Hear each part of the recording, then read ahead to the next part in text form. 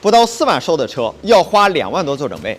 我身后这台别克君越是刚收的二手车，本次维修6故障点：第一，发动机烧机油，每保养周期内要加2升的机油；第二，在着车状态下，发动机异响特别严重；第三，在过颠簸路面的时候，底盘松旷有异响；第四，变速箱升级加强片；第五，挂档的时候挂档杆框量特别大；第六，漏防冻液。咱们来看一下这几个故障点。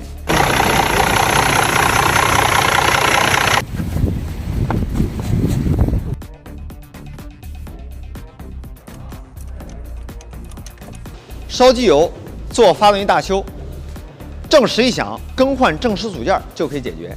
底盘松旷有异响，更换支臂，更换减震器。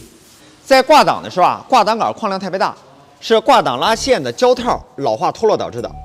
如果你去维修的话呢，会让你直接更换拉线总成。其实呢，单独更换这小胶套就可以解决问题了。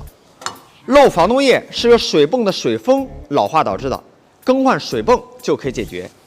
同时呢，这台车还将原车超薄的容易损坏的玻芯片升级成为改进型加厚型的玻芯片。车主呢非常爱惜这台车，决定把这些故障全部维修一遍，再开5年。大家对于这台车的维修有什么样的观点？可以在评论区内留言讨论。